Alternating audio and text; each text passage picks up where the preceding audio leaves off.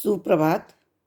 कक्षा 10 के प्रिय छात्राओं, ये हिंदी विषय की कक्षा है और हिंदी विषय में हम लोग गद्य में मित्रता पाठ का अध्ययन कर रहे हैं। पहले पूरे पाठ की रीडिंग करेंगे, उसको वाचन करेंगे, उसके बाद उससे संबंधित प्रश्नोत्तर करेंगे।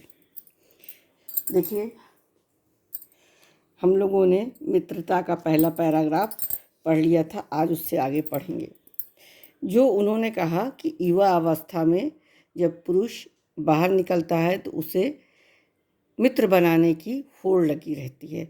उसी में युवा अवस्था जब शुरू होती है तो कहाँ से कह रहे हैं कि छात्रावास में तो मित्रता की धुन सवार रहती है। छात्रा मित्रता हृदय से उमड़ी पड़ती है।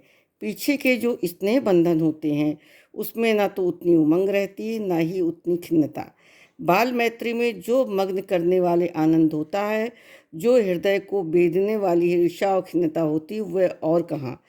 कैसी मधुरता और कैसी अनुरक्ति होती है, कैसा अपार विश्वास होता है, हृदय में कैसे कैसे उद्गार निकलते हैं। वर्तमान कैसा आनंदमय दिखाई पड़ता है और भविष्य के संबंध में कैसी लुभावना वाली कल्पनाएं मन में रहती है। देखिए, इसका मैं आपको सारांश समझा देती हूँ, उसको आपको अपने मन से फिर करना है।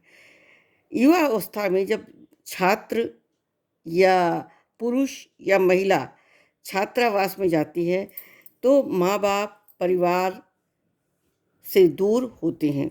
उस समय उनका एकमात्र जो सहारा होता है वो मित्र होता है और उस समय मित्र बनाने की एक विशेष होड़ होती है, एक विशेष लगन होती है। जैसा कि हमारे लेखक कहते हैं, तो उस समय हृदय में ये जो बचपन का ईर्ष्या या खिन्नता या आनंद वो सब समाप्त हो जाता है और एक नए प्रकार के आनंद की अनुभूति होती है। उसमें विश्वास की भी अधिकता रहती है, हृदय से अनेक प्रकार के उद्गार निकलते हैं। वर्तमान कैसा आनंदमय दिखाई पड़ता है, इस सब के बारे में वो सोचते हैं। हृदय बहुत ही उथल पुथल सा भरा होता है। किंतु जिस प्रकार युवा पुरुष की मित्रता स्कूल के बालक की मित्रता से दृढ़ और शांत गंभीर होती है, उसी प्रकार से युवा अवस्था के मित्र बाल अवस्था के मित्रों से कई बातों में अलग होते, पूर्णतः भिन्न होते हैं। और लेखक कहते हैं कि मित्र चाहे बहुत से लोग हों, लेकिन मित्र के आदर्श की कल्पना मन में करते होंगे और इस कल्पित आदर्श से ही हमारा काम जीवन की झंझटों में नहीं चलता। सुंदर प्रतिमा, मन भावनी चाल, स्वच्छंद प्रकृति से ये 2-4 बातें देखकर मित्रता की जाती है, पर जीवन संग्राम के साथ देने के लिए मित्रों में उनमें से कुछ और अधिक बातें होनी चाहिए। और मित्र केवल उसे नहीं कहते जिसके गुणों की हम प्रशंसा करें, पर जिससे हम स्नेह ना कर सकें, जिससे अपने छोटे छोटे काम तो निकालते जाएं पर भीतर ही भीतर घृणा करें, उसे वास्तव में मित्र नहीं करते। मित्र सच्चे पथ प्रदर्शक के समान होना चाहिए और जिस पर हम पूरा विश्वास कर सकें। भाई के समान होना चाहिए, जिसे हम अपना प्रीति पात्र समझ सकें। हमारे और हमारे मित्र के बीच सच्ची सहानुभूति होनी चाहिए, ऐसी सहानुभूति जिससे एक के हानि से लाभ से दूसरे के भी हानि लाभ समझें। और मित्रता के लिए यह आवश्यक नहीं है कि 2 मित्र एक ही प्रकार का कार्य करें या करते रहें, एक ही रुचि के हों। इस प्रकार की प्रकृति और आचरण की समानता भी आवश्यक और वांछनीय होती है। 2 भिन्न मित्र के मनुष्यों में बराबर प्रीति और मित्रता रही। राम धीर और शांत प्रकृति के थे, लक्ष्मण उग्र और उद्दत स्वभाव के थे, पर दोनों भाइयों में अत्यंत प्रगाढ़ स्नेह था। और उदार और उच्चासय कर्ण और लोभी दुर्योधन के स्वभाव को में कुछ विशेष समानता नहीं थी, पर उन दोनों की मित्रता खूब निभी। ये उदाहरण के रूप में देख सकते हैं। एक के लाभ हानि से दूसरा अपना लाभ हानि समझता था। और यह कोई बात नहीं है कि एक स्वभाव रुचि के लोगों में मित्रता हो सके या होनी चाहिए। समाज में भिन्नता देखकर लोग एक दूसरे की ओर आकर्षित होते हैं। जो गुण उसमें नहीं, हमें नहीं है, हम चाहते हैं कि वो कोई ऐसा मित्र हो मिले जिसमें वो गुण अवश्य ही हो। चिंतनशील मनुष्य जो होता है वो प्रफुल्लित चित्त का साथ ढूंढता है, निर्बल बलवान का और धीर व्यक्ति उत्साही का, मतलब अपने से आगे और उच्च आकांक्षा वाला चंद्रगुप्त युक्ति और उपाय के लिए चाणक्य का मुंह ताकता था। देखिए, मित्रता इसी को कहते हैं। नीति विशारद जो अकबर था, मन बहलाने के लिए बीरबल की ओर देखता था। तो मित्र का जो कर्तव्य इस प्रकार बताया गया है, उच्च और महान कार्यों में इस प्रकार सहायता देना, मन बढ़ाना, साहस दिलाना कि तुम अपनी निज के सामर्थ्य से बाहर काम कर जाओ।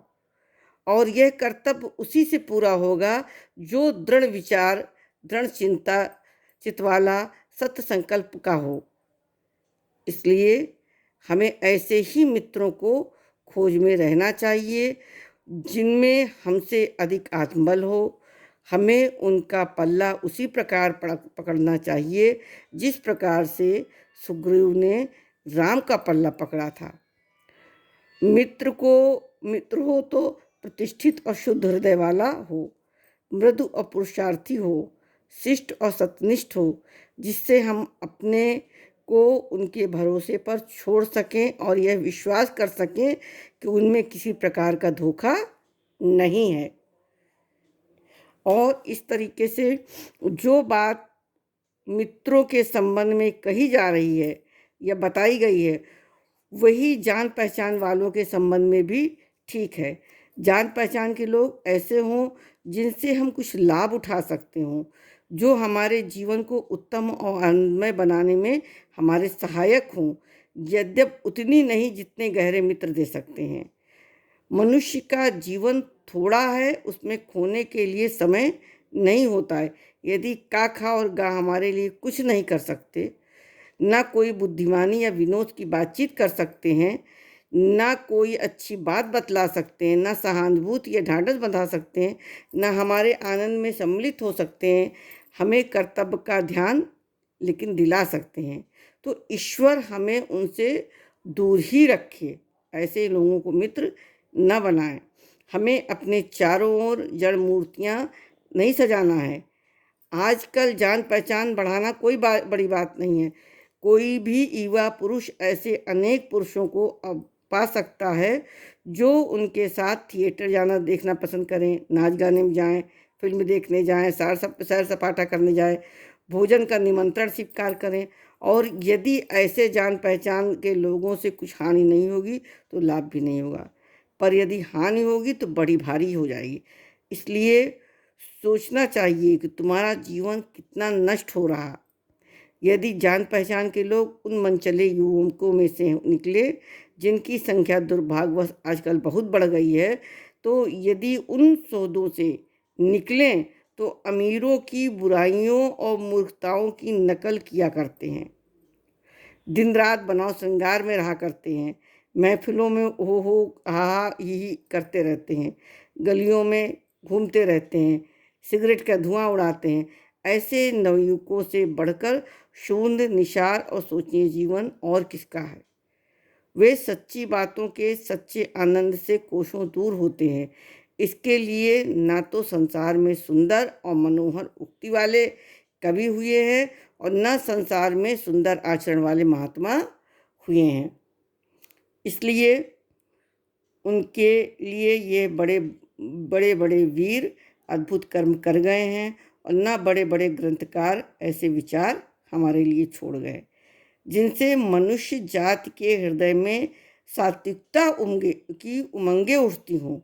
उनके लिए फूल पत्तियों में कोई सौंदर्य नहीं, झरनों में कलकल में मधुर संगीत नहीं, अनंत सागर तरंगों का गंभीर रहस्य का आभास नहीं। उनके लिए भाग्य में सच्चे प्रयत्न पुरुषार्थ का आनंद नहीं है।